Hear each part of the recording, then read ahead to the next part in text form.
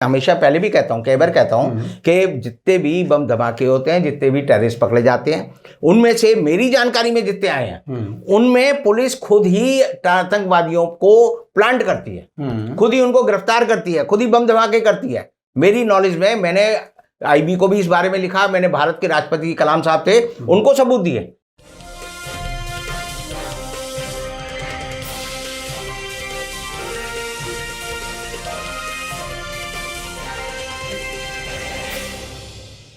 Hello, नमस्कार, आदाब, सत श्री अकाल और अस्सलाम वालेकुम। मैं हूं मोहम्मद अहमद काज़मी, लेकर आया हूं आपका पसंदीदा कार्यक्रम आपके रूबरू। आज कई इश्यूज हैं जिन पर हम बात करेंगे।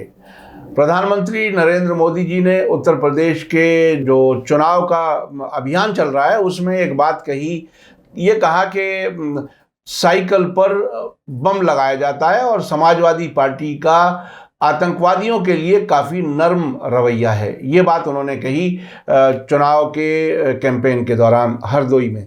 इसके अलावा कई और वाक़यात हो रहे हैं। बीजेपी के जो चुनाव रैलियां हैं उसमें लोग नहीं नज़र आ रहे, नेता नाराज़ हो रहे हैं और कई ऐसे अजीब वाक़यात हो रहे हैं कि डायस से कुछ लीडर गिर रहे हैं। हालांकि ये वाक़या जो हादसा होता है किसी के भी साथ हो सकता है, लेकिन ऐसा क्यों बार बार हो रहा है ये भी बहुत ही दिलचस्प बात है समझने के लिए। इसके अलावा एनआईए में बहुत कुछ हो रहा है। एनआईए के कुछ ऐसे वाक़यात हैं जिनके बारे में हमें समझने की ज़रूरत है। एनआईए क्या है? नेशनल इन्वेस्टिगेटिव एजेंसी, जिसको बहुत ही बड़ी धुरंधर एजेंसी के तौर पर बनाया गया था, लेकिन अब वहाँ क्या कुछ हो रहा है उस पर भी बात करेंगे। और नेशनल स्टॉक एक्सचेंज में भी कोई स्कैम सामने आया है, उस पर भी बात करेंगे। इस सब के लिए मेरे साथ ख़ास मेहमान हैं रविंद्र कुमार जी, जो राष्ट्रीय मुक्ति मोर्चा के अध्यक्ष हैं और बहुत ही बेबाक अंदाज में अपनी बात रखने के लिए जाने जाते हैं। रविंद्र कुमार जी, वेलकम है आपका। मीडिया स्टार को आपने वक्त दिया। आप ये बताइए कि ये प्रधानमंत्री जी ने जो ये बात कही साइकिल, जिसके बारे में ये कहा गया कि साइकिल तो गरीबों का वाहन है समाजवादी पार्टी की तरफ से, अब क्या कुछ है? इलेक्शन कहाँ पहुँच गया? और इस कैंपेन में जो वाक़यात निकल के आ रहे हैं, जो सामने आ रहे हैं, उस सब को देख करके आप कैसे, क्या कुछ अंदाज लगा रहे हैं? क्या है अटकल आपकी? अब देखिए, मेरे को ही नहीं, आप सबको, और इवन अब तो जो आम आदमी है, जो आम वोटर है, जो कि वोट करता है, उसे भी पता चल गया है कि बीजेपी का खेल जो है वो खल्लास हो गया है। अब इनके पास कुछ बचा नहीं है। अच्छा, इनके पिटारे में अब जो है कोई बुद्धि की बात नहीं है, सारी बेवकूफ़ी की बातें हैं। और कई बार तो लगता है कि जैसे कि मुझे जो लगता है कि बीजेपी के सारे नेता जो है जोकरों में बदल गए हैं। अब प्रधानमंत्री मोदी ने कहा कि जिन आतंकवादियों को सज़ा मिली, उन्होंने जो है, जो समाजवादी पार्टी का चुनाव चिन्ह है साइकिल, उसका इस्तेमाल बम धमाके के लिए किया। और सरकार आपकी थी वहाँ पर बीजेपी की सरकार थी, खुद मोदी जी की उस टाइम चीफ मिनिस्टर थे जब का ये वाकया है। जी हाँ, जी 2008 का खुद बीजेपी की सरकार, मोदी जी की सरकार थी। अब दूसरी बात यह है कि जो रिपोर्ट है, जो चार्जशीट है, जो जज का फैसला है, उसमें लिखा है कि बम जो है एक लाल और एक सफ़ेद कार में रखे थे। और उस मौके पे जहां पर ये बम विस्फोट हुआ था, मोदी जी ने उस समय के प्रधानमंत्री मनमोहन सिंह के साथ मौके का दौरा किया। और फोटो में बताते हैं कि ये कारें जो है, जिनके चिथड़े उड़े, वो कारें हैं। मौके पे कोई साइकिल नहीं थी। लेकिन चूंकि ये ऐसी बात है, जैसे मैं कहता हूँ हमेशा, भेड़िया तर्क देने के लिए मोदी जी हर चीज का जनरलाइजेशन इस तरह करते हैं कि वो झूठ को भी सच में तब्दील करने की ताकत रखते हैं। देखिए, हमारे यहाँ ये कहा जाता है, या पूरी दुनिया में माना जाता है, कि जो जीनियस होते हैं उनकी दाढ़ी होती है। और आम जनता ये मानती है कि जिस आदमी, जो पढ़ा लिखा आदमी होता है, वो अक्सर जो है चश्मा लगाता है। अब कोई आदमी ये सोचे कि मैं दाढ़ी बढ़ा लूँ और चश्मा लगा लूँ तो मैं ज्ञानी हो जाऊँगा, जैसे कि हमारे मोदी जी हैं, उन्होंने दाढ़ी भी बढ़ा रखी और चश्मा भी लगा रखा है। अब वो ये सोचे कि मैं ज्ञानी हो गया हूँ, मैं अक्लमंदी की बात करूँगा, तो जरूरी नहीं है। बौखलाहट में आदमी कुछ भी कर सकता है। अब इनकी बौखलाहट यहाँ तक जाहिर है कि वो मोदी जी ने जाकर कहा उत्तर प्रदेश में भाषण देते हुए कि 2014 से 2017 तक अखिलेश की सरकार थी, मोदी जी देश के प्रधानमंत्री थे, तो उन्होंने कहा बनारस में, काशी में मुझे इन्होंने काम नहीं करने दिया। अच्छा, यानी कि आप सोच सकते हैं कि प्रधानमंत्री अपनी कॉन्स्टिट्यूंसी में कोई काम करना चाहे और वहां का चीफ मिनिस्टर उस पर रोक लगा दें। तो इनका पर्पज यह है कि किसी भी काम के लिए अगर मोदी जी के घर में खिचड़ी भी जल जाएगी तो कहेंगे अखिलेश यादव जिम्मेदार है। मोदी जी के पाँव में अगर कांटा चुभ जाएगा तो वो कहेंगे इसके लिए राहुल गांधी जिम्मेदार है। अगर मोदी जी मान लो उनको कब्ज हो जाए तो कहेंगे मायावती का जो हाथी है इसके लिए जिम्मेदार है। अब इसमें लॉजिक मत ढूंढिए। हाँ ना ना, क्योंकि अगर आप लॉजिक ढूंढने लगेंगे तो आप परेशान हो जाएंगे। ये बिल्कुल ऐसा है जैसे कोई चुटकुला कहा जाता है हाँ। और अचानक हंसी आ जाती है। जी हाँ जी, और बस उस पर अगर गौर करने लगे तो कुछ भी नहीं निकलेगा। नहीं, चुटकुला कहा नहीं जाता, सिचुएशन ऐसी बन जाए। हाँ, सिचुएशन ऐसी। जैसे सिचुएशन कैसी बन गई हाँ। कि वो स्मृति ईरानी मंच से उतर रही है तो गिर पड़ी। दूसरी सिचुएशन बनी कि राजनाथ को वो हार पहना रहे हैं तो राजनाथ को धक्का दे दिया, वही कुर्सी पे गिर पड़े। तीसरा आपने देखा होगा ऐसी सिचुएशन बनी कि वो अमित शाह उतरने लगे तो उतरते उतरते खुद ही मंच से धड़ाम से उतर गए। तो ये इनकी बदहवासी बताती है, इनके मन में घबराहट बताती है। अब देखिए बेवकूफ़ी की बात ऐसी ऐसी करेंगे कि जिनको सुनकर कि आपको लगेगा कि ये लोगों को हो क्या गया। एक अमित शाह का वो आता है बार बार मीम बना हुआ है, वायरल हो रहा है कि अमित शाह बोले रावण को कि ये जो मरण शैया पे रावण लेटा है तो भगवान राम ने, प्रभु राम ने भरत को कहा कि इसने सुशासन के कई पाठों को अमल में लाया है, जमीन पर उतारा है, सोने की लंका बनाई है, तो तुम जाकर इससे उन सुशासन के पाठों को सीख लो।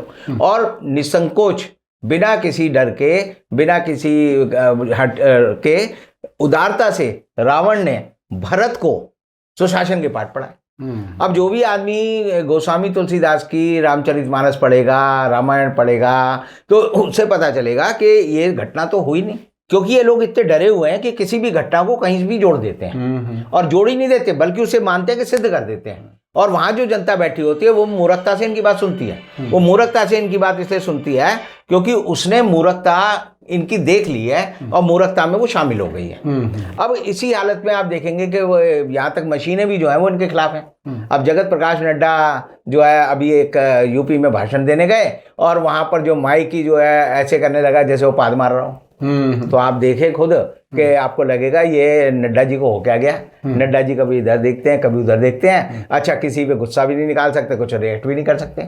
तो आप समझिए जब आदमी की गति खराब होती है, विनाश काले विपरीत बुद्धि, उसी तरह जब आदमी का पतन होता है तो कुदरत भी वैसे ही संकेत देती है कि उसका पतन आ गया है। अमित शाह जी के दो स्टेटमेंट और वीडियो में घूम रहे हैं। एक जगह वो कह रहे हैं कि वो 86 लाख लोग हमारे हैं जो काम कर रहे हैं और वो अंग्रेजी में 46 बोल रहे हैं। इसी तरह से एक और आया कि सब 12वीं के बाद इंटर में जो दाखिला लेगा उसको जो है वो लैपटॉप मिलेगा।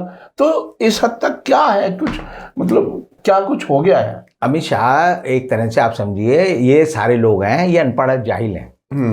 ये अनपढ़ है, इन्हें सामान्य बुद्धि नहीं है। जैसे मोदी जी ने कह दिया कि बेटी बचाओ और बेटी पढ़ाओ, यानी बेटी पढ़ाओ कोई आदमी हिंदुस्तान का टेलीप्रॉम्प्टर की गलती थी सर। मैं कहता हूं बेहोश हो जाए, नींद में हो, तब भी वो जिसको बेटी कह रहा है उसको पटाओ, ये दोनों शब्द नहीं जुड़ते।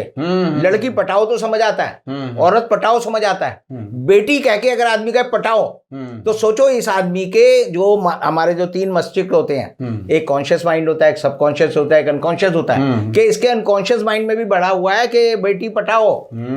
तो ये आदमी घर गृहस्थी वाला नहीं है, इसने घर गृहस्थी सही छोड़ी है। इसी तरह योगी जी भी घर गृहस्थी वाले नहीं है। आप देखिए योगी जी के खिलाफ मेरी आज ही कल किसी से बात हो रही थी, तो उसने कहा योगी जी हो सकता है कि गोरखपुर से हार जाए। तो मैंने कहा भाई क्यों हार जाए। कहता है मैंने एक कहीं उस पर देखा है वीडियो वगैरह में कि 3 लाख लोग जो कि बैंकॉक में काम करते थे उनको वहाँ की सरकार ने, थाईलैंड की सरकार ने भगा दिया। अब भगाने की वजह उन्होंने कहा कि इसलिए है कि योगी जी वहाँ जाते थे।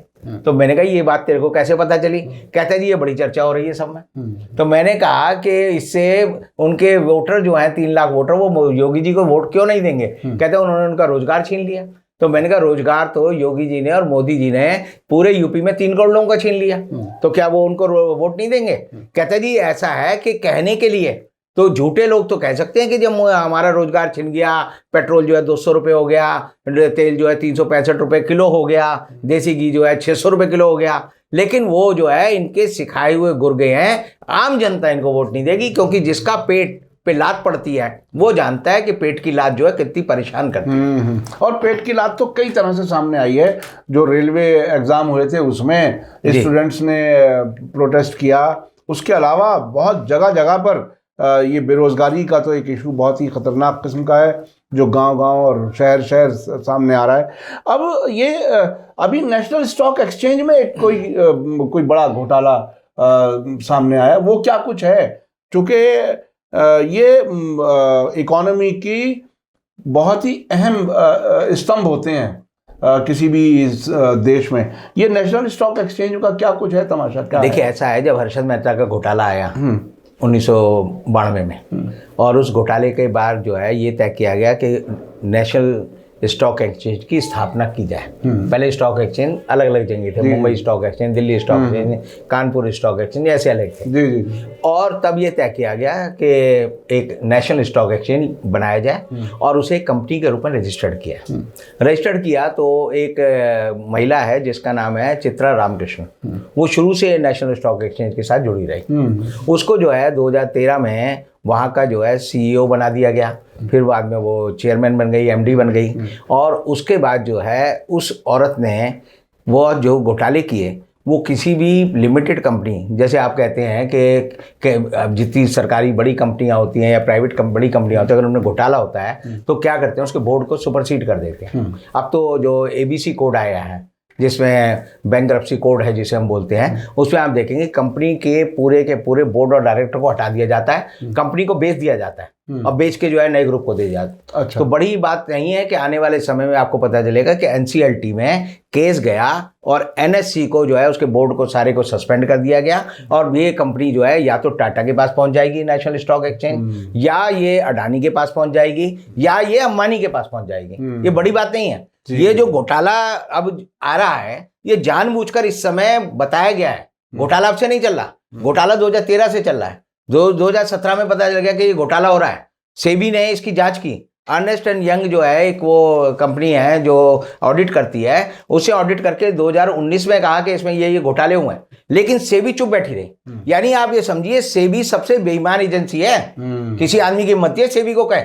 मैं इसलिए कह रहा हूं, जब मैंने GMR और GVK को एयरपोर्ट हिंदुस्तान का 100 रुपए साल की लीज पर, 100 रुपए साल की लीज पर भारत सरकार ने दिया, तब मैंने उसकी एक शिकायत जो है सेबी को की और इतने सारे गट्ठर भेजे।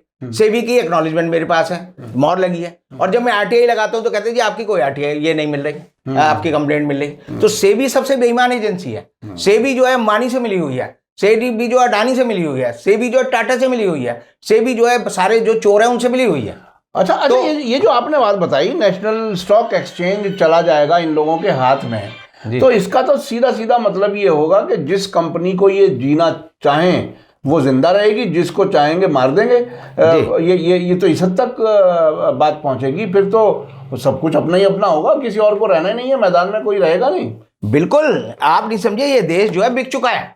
अभी हमें और आपको बड़ी गलतफहमी है, संविधान के हिसाब से चल रहा है ये देश। आज भी Adani, Ambani, police, CBI, NIA, CBDT, ED इनके हिसाब से चल रहा है। ये बड़ी गलतफहमी निकाल दीजिए सब लोग। ये शेयर बाजार में जो शेयर की लिस्टिंग होती है ना, और लाखों करोड़ों लोग, आप देखिए NSE में एक दिन में 49 करोड़ ट्रांजैक्शन होती है, और उन ट्रांजैक्शन की मार्केट वैल्यू जो है वो 73,000 करोड़ रुपए रोज की होती है। एक साल में 300 लाख करोड़ रुपए का जो है लेन देन होता है, 300 लाख करोड़ का। और ये इनके प्राइवेट हाथों में जब आ जाएगा, और ये फर्जीवाड़ा चल रहा है वहां। उसको चलाने वाले सारे लोग चोर हैं, मनी लॉन्ड्रिंग करते हैं, मनी ट्रेडिंग करते हैं। और ये चित्रा रामकृष्ण जो है, ये एक आदमी है जिसको इसने जो है, जिसका नाम आनंद सुब्रमण्यम है, उसको अपने यहाँ एम्प्लॉय रखा, और एम्प्लॉय रख के उसकी तनख्वाह कर दी 4 करोड़ 31 लाख रुपए सालाना, और अपनी तनख्वाह कर ली 3 करोड़ रुपए महीने की। अच्छा। यानी राष्ट्रपति की तनख्वाह 5 लाख है, प्रधानमंत्री की तनख्वाह 4 लाख है, और चित्रा रामकृष्ण जो कि बेईमान औरत है, जिसको कि जो कहती है कि मैं सारी इंफॉर्मेशन जो है किसी अज्ञात योगी के साथ आदान प्रदान करती थी। ईमेल है, ईमेल बना के वो उसको सारी बातें बताती थी, उससे योजनाएं लेती थी, उनको लागू करती थी। वो 4 करोड़ रुपए हर महीने के ले रही है, और भारत सरकार की मिनिस्ट्री ऑफ कॉमर्स से ऑब्जेक्शन तो किया, लेकिन उसमें रोक नहीं लगाई। तो रोक इसलिए नहीं लगाई क्योंकि जो आप देखिए 5 साल में स्टॉक एक्सचेंज की वजह से किन कंपनियों का जो है मालदार बनी है। अंबानी बना है, अडानी बना है, टाटा बना है। तो ये कंपनियों का रसूख है, ये कंपनियों का एक कार्टेल है, और एनएससी की जांच जो है सीबीआई से होनी चाहिए, लेकिन मोदी जी जो है सिर्फ चित्रा रामकृष्ण की जांच कराएंगे। और मुझे लगता है कि एक दिन पता चलेगा चित्रा रामकृष्ण जो है बाग में गई थी, वहां पर उसके ऊपर पेड़ गिर गया और वो मर गए। तो ये सबूत खत्म कर देते हैं। जी जी जी जी। तो ये इतना खतरनाक है। ये देखिए, नेशनल स्टॉक एक्सचेंज जिसका रोजाना जो इन्वेस्टर हैं वो हर मिनट देखते रहते हैं। 73,000 करोड़ रुपए रोज की, यानी कितने दिन चलता, कितनी देर चलता है? सुबह 10 बजे शुरू होता है, 4 बजे 3 बजे बंद हो जाता है। तो आप समझिए 6 घंटे में 73,000 करोड़ रुपए की ट्रांजेक्शन होती है। जी, ये कितनी और ये किसी प्राइवेट हाथ में जाने वाली है, ये जाएगी, यही तैयारी है। हाँ, एनसीएलटी एक्ट इसीलिए आया है। ये स्कैम दिखा करके फिर वहां चली जाएगी, उसका बोर्ड ऑफ डायरेक्टर चला जाएगा, फिर कहेंगे जैसे कि भूषण स्टील बिक गई, शरीफ लोगों और दूसरी कंपनियां बिक गई, अभी से जो है एफिशिएंट मैनेजमेंट के लिए भेज दो। तो इस देश में एफिशिएंट आदमी 3 ही है, एक टाटा है, एक अडानी है, एक अंबानी है, बाकी सारे लोग जो है इनएफिशिएंट। अच्छा, ये देखिए, देश को चलाने वाली अब तक बहुत सी बातें आ चुकी कि जो संवैधानिक संस्थाएं हैं वो कमज़ोर की गई हैं और कमज़ोर हो रही हैं, और सब कुछ किसी एक ही आदमी के हाथ में है। अब हमारे यहाँ जो एक तरह से पुलिस सिस्टम, होम मिनिस्ट्री का एक अहम हिस्सा समझा जाता है एनआईए, नेशनल इन्वेस्टिगेशन एजेंसी, उसमें भी एक दूसरे अफसरों के खिलाफ क्या क्या कार्रवाइयाँ हो रही, वहाँ अंदर किस बात पे टकराव है, क्या कुछ है, क्या आप कुछ बताएंगे इसमें? देखिए, जब बम्बई में बम धमाके हुए, जिसे हम 26/11 बोलते हैं, तो उसके बाद एनआईए का गठन, 2008 वाले, 2008। अब एनआईए का गठन हुआ तो एनआईए में ये कहा गया कि हम चुनिंदा जो है बहुत जो समझदार और काबिल ऑफिसर हैं उनको लेंगे। उन ऑफिसरों में एक अरविंद दिक्पाल नेगी है, वो एक बड़ा ऑफिशिएंट और कुशल ऑफिसर था। उसने मुंबई बम धमाकों की जांच की, उसने पुलवामा की जांच की, उसने उरी की जांच की। और आपको याद होगा 11 जनवरी 2020 को एक डीएसपी था जो जम्मू पुलिस का था, जिसका नाम था देविंदर सिंह। उसको एक कार में 2-3 आतंकवादियों को दिल्ली लाते हुए पकड़ा गया, और जिस आदमी ने पकड़ा उस आदमी का नाम जो था वो था अरविंद दिगपाल नेगी। और आपको याद होगा उस समय आया था कि भाई वो जो देविंदर सिंह है वो बार बार कह रहा था कि सर गेम खराब हो जाएगा, आप गेम जानते नहीं, ये एक बड़ा गेम है। लेकिन इस जो अरविंद दिगपाल नेगी है, ये उस समय वहां का डीआईजी था और एनआईए का था। तो इसने उसे वहां पर जो है उसको थप्पड़ मारा, उसको अरेस्ट किया, और उसके बाद देविंदर सिंह जो अरेस्ट हुआ। और आप देखेंगे देविंदर सिंह को जमानत मिल गई। भारत सरकार की एनआईए ने उसके खिलाफ समय रहते चार्जशीट दाखिल नहीं की जानबूझ के, और डिफॉल्ट जिसे हम बेल कहते हैं वो मिल गई। अब जब वो बेल मिल गई तो उसके बाद जो है भारत सरकार को लगा इसने हमारा गेम खराब कर दिया। तो एनआईए के उसी अफसर को, जब वो अब शिमला में पोस्टेड है एज एसपी, तो उसको इन्होंने जो है अब गिरफ्तार किया है। और ये कहा है कि इसे खुर्रम नावेद कौन है? जिसको कि अरविंद दिगपाल नेगी ने एनआईए में रहते हुए गिरफ्तार किया था। और उसको अब कहा जा रहा है कि इसने जो है खुर्रम जावेद को हमारी सूचनाएं लीक की। तो लीक की का मतलब क्या है कि आप जो है अपने उस अफसर को किसी बात के लिए, जो एनआईए की जो बड़ी प्लानिंग थी, इसका मतलब मैं हमेशा पहले भी कहता हूं, कई बार कहता हूं कि जितने भी बम धमाके होते हैं, जितने भी टेररिस्ट पकड़े जाते हैं, उनमें से मेरी जानकारी में जितने आए हैं उनमें पुलिस खुद ही आतंकवादियों को प्लांट करती है, खुद ही उनको गिरफ्तार करती है, खुद ही बम धमाके करती है। मेरी नॉलेज में, मैंने आईबी को भी इस बारे में लिखा, मैंने भारत के राष्ट्रपति कलाम साहब थे उनको सबूत दिए। और इसीलिए आपको याद होगा कि जब दिल्ली में एक धनतेरस के दिन जो है कुकर में बम थे जो कि पहाड़गंज में और दूसरी जगह ब्लास्ट हुए, तो पहले मैंने 6 महीने पहले मैं अचानक जो है जो दिल्ली पुलिस के एक एसीपी थे राजवीर सिंह, उनसे मेरा झगड़ा था। तो मैंने उसकी जांच के लिए, जब मैं लोधी कॉलोनी में पास में ही जो स्पेशल सेल का ऑफिसर वहां गया, मैंने फोटो खींची। तो वहां एक औरत जो है चारपाई पे बैठी थी, कश्मीरी औरत थी। तो मैंने कलाम साहब को फोटो लाके दी। मैंने कहा देखिए जी, ये कश्मीरी औरत है, ये स्पेशल सेल के ऑफिस में बैठी हुई है और यही किसी धमाके में आएगी। तो उन्होंने अपने डेस्कटॉप पे वो लोड कर ली। लोड करने के बाद जो है जब ये पकड़ा गया और ये आया कि जी बम धमाके हुए, और दिल्ली पुलिस ने कहा कि तुरंत जो है हमने उस कश्मीरी औरत का पता लगाया जो सरगना है। तो मैंने कलाम साहब को फोन किया, बाई चांस उन्होंने उठा लिया और उन्होंने जो है तुरंत जो है के पॉल दिल्ली के जो पुलिस कमिश्नर थे, जो बाद में उत्तराखंड के गवर्नर भी रहे, उनको बुलाया और कहा ये औरत पकड़ी गई है। कहते हाँ यही औरत पकड़ी गई है। तो कलाम साहब ने कहा 6 महीने से फोटो मेरे पास है। तो तुरंत खबर का फ्लैश जो है बदल गया। आज तक में मैंने देखा खबर में फ्लैश आ रहा है कि संदिग्ध एचडीएफसी के ब्रांच मैनेजर का पता चला जम्मू के। और सारा आप समझ सकते हैं कि कैसे फ्रॉड होता है। वो खेल बदल गया एकदम, सारा खेल बदल गया। हाँ। तो मैं सख्त आदमी हूँ। मैंने कर्नल सिंह को कई बार चिट्ठी लिखी, जो समय सारा काम देखते थे और कहते थे कि मैं पूरे हिंदुस्तान में जो है कोऑर्डिनेट करता हूँ। बाद में वो ईडी के डायरेक्टर भी बने। मैंने उनके खिलाफ एनएचआरसी में भी चिट्ठी लिखी और ये कहा कि तुम जो है फर्जीवाड़ा करते हो।